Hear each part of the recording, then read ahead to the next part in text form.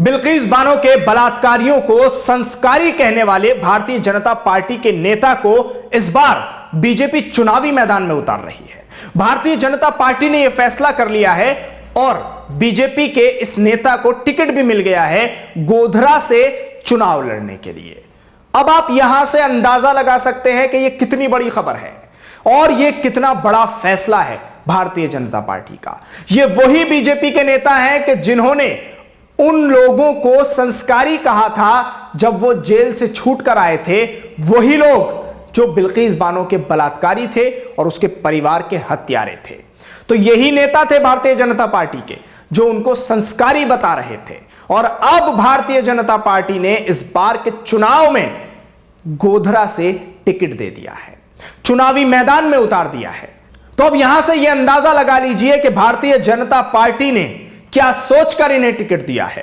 क्या प्रधानमंत्री नरेंद्र मोदी और गृह मंत्री अमित शाह तक वो बातें नहीं पहुंच रही थीं कि जिन बातों के जरिए पूरा माहौल क्रिएट हो रहा था, या यह कहा जाए कि जितना माहौल क्रिएट किया जा रहा था और जिनके जरिए माहौल क्रिएट किया जा रहा था वही भारतीय जनता पार्टी के सबसे ज्यादा करीबी हैं।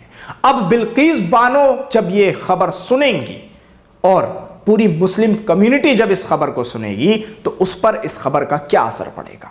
अल्पसंख्यक समुदाय और सेकुलर जहन रखने वाले लोग जब इस खबर को सुनेंगे तो उन पर क्या असर पड़ेगा। तो शायद भारतीय जनता पार्टी खुद भी यही चाहती है कि जो ऐसा काम करेगा उसको पद मिलेगा, चुनाव लड़ने का मौका मिलेगा और वही संवैधानिक पद पर जाकर बैठ जाएगा। अब मैं आपको खबर के अनुसार बता रहा हूं कि यह टिकट कैसे मिला और क्या कुछ पूरी कहानी है। बिल्किस बानो के बलात्कारियों को संस्कारी ब्राह्मण बताने वाले बीजेपी नेता को गुजरात में अगले माह होने वाले विधानसभा चुनाव के लिए टिकट दिया गया है। गुजरात के पूर्व मंत्री चंद्र सिंह रावल जी को गोधरा से बीजेपी प्रत्याशी बनाया गया है। वो 6 बार से गोधरा से विधायक हैं। चंद्र सिंह अगस्त 2017 में पिछले गुजरात चुनाव के पहले कांग्रेस छोड़कर बीजेपी में शिफ्ट हुए थे। वे गुजरात सरकार की उस कमेटी का हिस्सा थे जिसने बिल्किस बानो से रेप और उसके परिवार के 9 लोगों की हत्या के 11 दोषियों की रिहाई के पक्ष में सर्वसम्मति से फैसला दिया था। रावल जी को एक इंटरव्यू में यह कहते हुए सुना गया था, वे ब्राह्मण हैं और ब्राह्मणों को अच्छे संस्कार के लिए जाना जाता है। हो सकता है कि यह उन्हें दंडित करने का किसी का गलत इरादा हो। चंद्र सिंह ने यह भी कहा था कि जेल में दोषियों का व्यवहार अच्छा था। गौरतलब है कि बिल्किस बानो मामले के दोषियों को स्वतंत्रता दिवस यानी 15 अगस्त को रिहा किया गया था और एक दक्षिणपंथी ग्रुप ने फूल और मिठाई से इनका स्वागत किया था।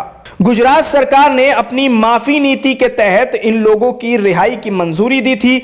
मुंबई के केंद्रीय अन्वेषण ब्यूरो सीबीआई की एक विशेष अदालत ने 11 दोषियों को बिल्किस बानो के साथ सामूहिक बलात्कार और उनके परिवार के 7 सदस्यों की हत्या के जुर्म में 21 जनवरी 2008 को आजीवन कारावास की सजा सुनाई थी। बाद में मुंबई हाईकोर्ट ने उनकी दोष सिद्धि को बरकरार रखा था। रावल जी के इस बयान की विभिन्न पार्टियों ने जमकर निंदा की थी। तेलंगाना में सत्तारूढ़ टीआरएस के कन्वेनर वाई सतीश रेड्डी ने वीडियो क्लिप शेयर करते हुए कहा था, वे ब्राह्मण हैं, अच्छे संस्कार के आदमी हैं, जेल में उनका आचरण अच्छा था। भाजपा विधायक रावल जी बीजेपी अब रेपिस्ट को अच्छे संस्कार वाला बताती है। एक पार्टी के निचले स्तर की यह प्रकाष्ठा है।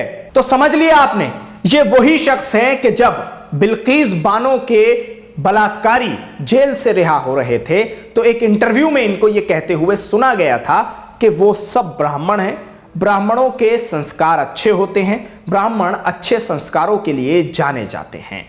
इसलिए और सबसे बड़ी बात, जेल में उनका व्यवहार बहुत अच्छा था, इसलिए उनको रिहा कर दिया जा रहा है। आप यह भी समझ लीजिए कि बिल्किस बानो ने इस लड़ाई को एक लंबे समय तक लड़ा था और बिल्किस बानो को यह उम्मीद थी कि हमें अदालत से न्याय मिलेगा और आजीवन कारावास की जो सजा है वो बरकरार रहेगी।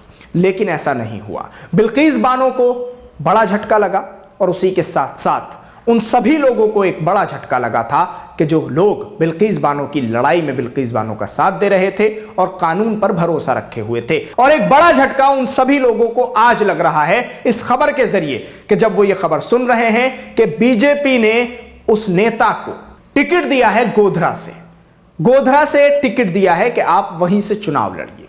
और टिकट देने के पीछे मकसद क्या है, क्या मंशा है, वो आप साफ समझ सकते हैं। क्योंकि इतनी बातें होने के बावजूद भी टिकट ना कटना ये क्या दर्शाता है, ये भी आप अच्छे से जानते होंगे। आप हमारे साथ इस वीडियो पर जुड़े, आपका बहुत बहुत शुक्रिया। न्यूज़ MX को यूट्यूब पर सब्सक्राइब करें, फेसबुक पर लाइक करें, वीडियो को ज्यादा से ज्यादा शेयर करें। धन्यवाद।